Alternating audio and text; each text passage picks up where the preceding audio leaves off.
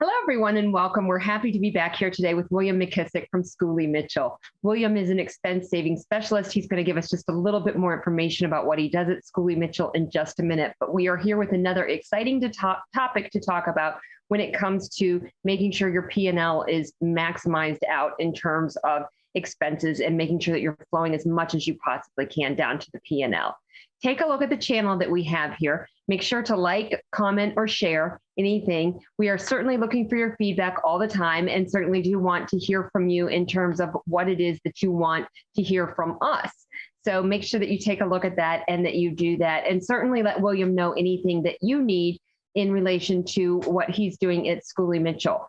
And I have to say, on a personal note, it's fascinating every week to sit here with William and to learn a little bit more about what he does and how they do it, and just really what it can do for a business and the momentum it can bring into a business. So very exciting to be here with you today, William. Yeah, me too. Again, thank you for allowing me the platform to speak about what we do. I also want to say that anybody watching this, please reach out to Patty because she is a retail expert. If you're looking for a consultation in your retail business, look no further. So I just want to make sure that people know that you're an absolute expert as well. It's me having an army behind me with Schooley Mitchell. And on that army is that Schooley Mitchell is North America's largest independent expense reduction consulting company.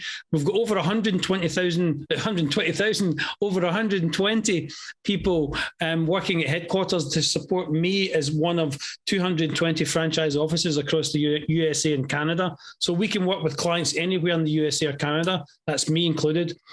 So what we do is we go into businesses and we audit their costs in specific areas: telecom, credit card processing, shipping, waste, e-signature, utilities, and fuel. Any one or all of those categories, we do an independent audit of each category separately. And what we're doing is we're looking for savings. We're negotiating with your vendors. We don't represent your vendors. We only represent you. We don't get paid from the vendors. We only make money by finding you savings, finding you better services that find you savings. There's only two outcomes of working with us, as our audit is free for no cost. We will do an audit and we will confirm that you have the best prices and services possible for free, or we save you money. Our fees are a share of savings found in those reports if you accept the recommendations. Yeah, fascinating. I love hearing you explain that every time. And those 7 areas are so important to a business, and often ones that businesses don't think that much about as they're looking into it. And so since we're getting pretty close to 2022 and getting the new year kicked off, and we all get excited and a little optimistic about what's about to happen as we are rolling into the new year, just wanted to talk with you a little bit about your perspective on going into 2022 and get some feedback from you on what you think businesses should be doing as they're going into 2022. Yeah, I mean, we're always pushing businesses to have our services come in and help them reduce costs for no cost, because a business is only going to win out of it. So what we are saying to businesses at this time of year is that if you're going to do an expense reduction consultation through us, you should do it sooner rather than later, because the sooner you get the ball rolling, the sooner you realize the savings to help you with that second quarter of 2022. Because if you became a client of mine today, right, we signed right now, it would take us about 2 months to do an audit, and then we wait for 3 months before we actually bill you a single penny. But during that 3 months, you're realizing the savings, but we're continuing to monitor over that 3 months, and that's how we get paid. And we do that 12 times. So it's probably going to take a couple of months at least for you to start realizing the savings. So if you're a business, you should be thinking about your cost reduction, how your business is moving forward into 2022. Now, I know we're into December. You should really be thinking about it as you enter your last quarter. You should be thinking about the first quarter of the new year, and obviously looking ahead towards the whole of 2022. But what we bring to the table is always valuable, whether it's the beginning of a quarter, beginning of the year, the middle of the year. It doesn't matter when you do it, but for the purposes of looking forward to 2022, businesses really should be looking at their expenses now, with that view to moving into a new year. And also to underline what we've talked about before, that remember, you're looking at your profit and loss. You're working hard to earn money. That's your profit side of your profit and loss statement. The loss part is the expenses to your business. And both of those go directly to your bottom line, whether you're making a ton of money over here, you're still losing money over here because that's the nature of your business. You have to have expenses. We take care of that side. We take care of it for 7 categories on that side of it for businesses. And that represents 15 to 20% of a business's profits going directly to the bottom line. You know, what's interesting is that whenever I look at P&L statements, either in my retail days or now in my consulting days, I look at them and I always look at the expense side as a percent to sales. And when you can bring those expense numbers down as a percent to sales, you really do realize a lot more of the sales that are just flowing straight through to the profit. Yeah, absolutely, because it's the profit and loss is I think is very aptly named. It's your profits, and then it's the losses to those profits. They both go to the same place. I know we've kind of talked about this a lot, but it really is a simple concept that business should be thinking about. Okay, because I work with a lot of different people like yourselves who help businesses operate better, be more leaner, be more profitable. We purely concentrate on that loss side because it's so important for a business. If you sell a product to a client or a service to a client, how much does it cost you to deliver that product or service to the client? There's always a cost to it. So that cost determines how much profit you get, how much profit arrives in that bottom line. What we're saying is we 100% guarantee with our services that your profits will increase in the areas that we look at, well, partly because of the areas that we look at because of our work, or there's no charge for our services.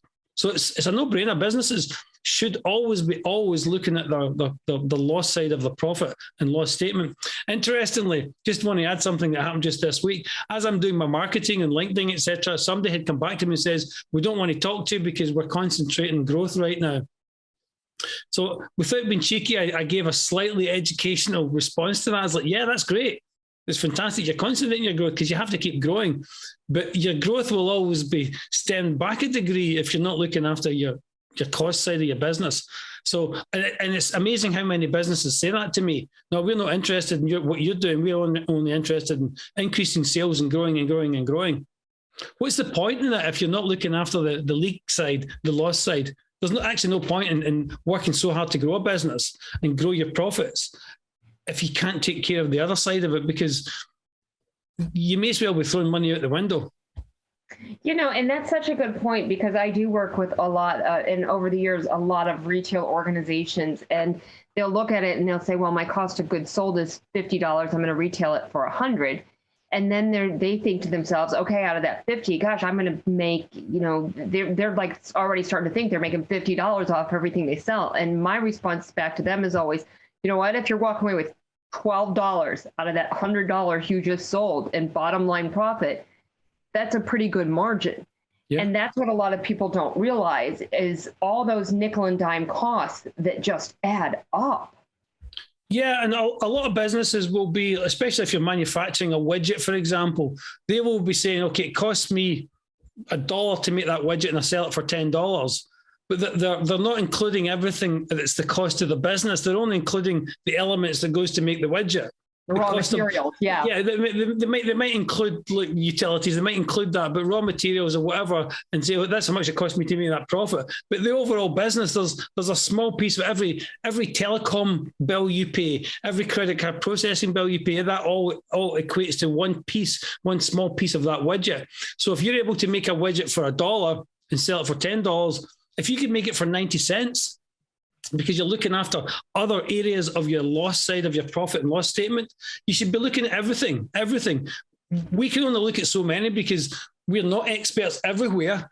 We're experts in a few of the categories. That all adds to the bottom line. And a lot of businesses miss that point, is that they're only looking at exactly the process that goes into making the widget rather than the whole cost to the business. And every single penny you spend somewhere else affects the cost of making that widget, therefore affects the profit you can make from it. You know, and that's so well said, because a profit and loss statement goes sales less cost of goods sold is gross margin less all the expenses. That's where your profit comes in. Yep. And you're going to start deducting you're getting down then into your EBITDA numbers, and then you're getting down into your bottom line. And people don't understand that there's that trail that happens before you really get to that final number. that is, here's what your company and your organization actually produced in terms of financial results. It's kind of like two rivers coming together, and they've both got their tributaries. They all come to the same place. And then they all flow out here, and the size of the lake or whatever that they're flowing into is determined by the amount that comes from each place.